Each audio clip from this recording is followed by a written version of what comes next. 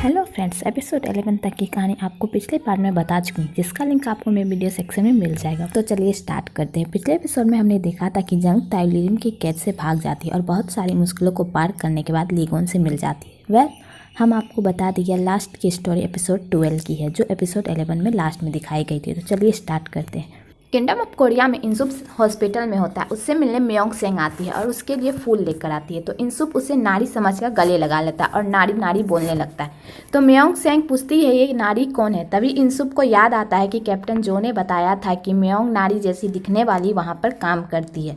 तभी इंसुप म्योंग सेंग से वैसे ही बात करने लगता है जैसे मिस्टर जो बात करते थे और वहाँ से चला जाता है। रिपब्लिक ऑफ कोरिया में म्योंग नारी के कैफे पर प्राइम मिनिस्टर को आती है। तभी वहाँ मिस्टर जो भी आते हैं। तभी प्राइम मिनिस्टर को पूछती है ये लड़का कौन। तो म्योंग नारी कहती है मेरा चाइल्डहुड फ्रेंड है। उसके बाद प्राइम मिनिस्टर को वहाँ से चली जाती है। मिस्टर जो नारी से उसकी कार मांगते हैं। तो म्योंग नारी कहती है तुम्हारे पास लाइसेंस है। मिस्टर जो कहते हैं हाँ। म्योंग नारी उसे अपनी कार की दे देती है। फिर वो वहाँ से उसकी कार लेकर चला जाता है और प्राइम मिनिस्टर को का पीछा करने लगता है। मिस्टर जो सिंजे को कॉल करता है और कहता है कि मुझे तुमसे अर्जेंट बात करनी और उससे मिलने को बुलाता है। उन दोनों में थोड़ी कार रेसिंग देखने को मिलती है, लेकिन मिस्टर जो प्राइम मिनिस्टर को के कार के सामने अपनी कार रोक देते। तभी प्राइम मिनिस्टर को कार से बाहर आती है और कहती है तुम्हें ड्राइव करनी नहीं आती। अभी अभी मैं मरते मरते बची हूँ। मिस्टर जो कहते हैं कि तुम यहाँ पर नहीं मर सकती प्राइम मिनिस्टर को। तो वो कहती है कि तुम्हें कोई गलतफहमी हुई है। तो मिस्टर जो कहते हैं ऐसा नहीं है। तभी वहाँ से एक कार गुजरती है और वह मिस्टर जो को गोली मार देती है। मिस्टर जो वहीं गिर जाते हैं और प्राइम मिनिस्टर को वहाँ से चली जाती है। तभी वहाँ सिंजे आता है और उसे घर ले जाता है। मिस्टर जो को गोली नहीं लगी होती क्योंकि उन्होंने बुलेट प्रूफ जैकेट पहनी होती है। सिंजे मिस्टर जो से पूछते हैं कि क्या हुआ था। मिस्टर जो कहते हैं मैं तुम्हें कुछ नहीं बताऊंगा, मैं सिर्फ किंग को बताऊंगा। इस पर सिंजे कहता है किंग वो तुम्हारा होगा, मेरा नहीं।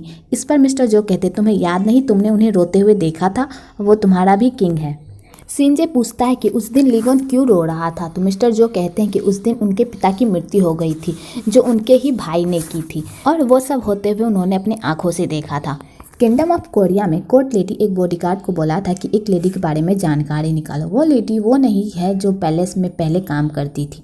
कोर्ट लेडी उस लेडी के पास जाती है और उससे स्लैप मार देती है और पूछती है तुम्हारा नाम क्या है। तो कोर्ट लेडी उसका नाम बताती है और कहती है तुम ही हो ना वो लेडी जिसका बच्चा खो गया था। तभी उसके मुंह से खून आने लगता है क्योंकि उसने पॉइजन खाया होता है और वह बेहोश हो जाती है। तभी कोर्ट लेडी कहती है इसे जल्दी से डॉक्टर के पास ले जाओ, मैं इसे जिंदा देखना चाहती हूँ। किंगडम ऑफ कोरिया में जैसे कि मैंने आपको पहले ही बताया था, लीगोन जंग ताइल को बचा लेता है और उसे पैलेस ले जाता है जहाँ डॉक्टर आके उनका इलाज करते हैं। उसके बाद जंग ताइल को होश आता, उन दोनों में बातचीत होती है। तो जंग ताइल कहती है मुझे इंसुप से मिलना है। तो लीगोन कहता है कि मैं तुम्हें कल हम दोनों साथ जाएंगे उससे मिलने। रिपब्लिक ऑफ कोरिया में होती है। उसके पास जंग ताइल का फ़ोन होता है और उसमें उसकी फ़ोटोज़ होती है, वो उसे देखती है।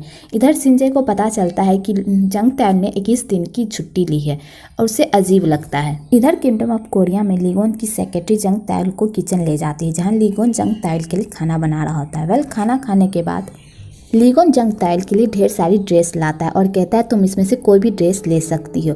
जंग ताइल को उस ड्रेस की पॉकेट में एक बॉक्स मिलता है जिसमें नेकलेस होता है, जिसे वह पहन लेती है फिर रख देती है। उसके बाद वो लोग बाहर घूमने जाते हैं। तो लीगोन पूछता है कि तुमने कुछ नहीं मिला। तो जंग ताइल कहती है हाँ मिला। लीगोन कहता है तुमने पहना क्यों नहीं। तो जंग ताइल ने कहती है मैं इसे किसी खास मौके पर पहनूंगी। वो लोग बाहर घूम ही रहे होते हैं। लीगोन उसे एक चर्च ले जाता है जहाँ उसके मॉम डैड ने शादी की होती है।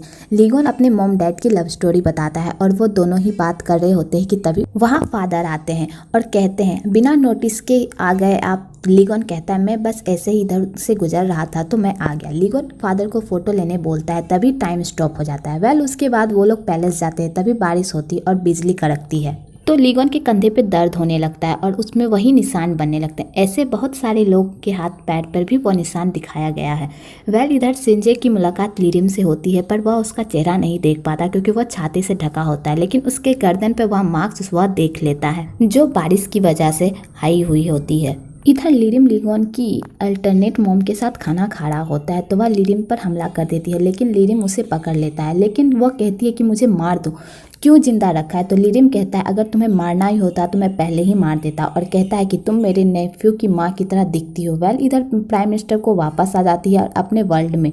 तो उसे पता चलता है कि लीगोन ने अपने लिए क्वीन चुन ली है, तो वह लीगोन से मिलने जाती है।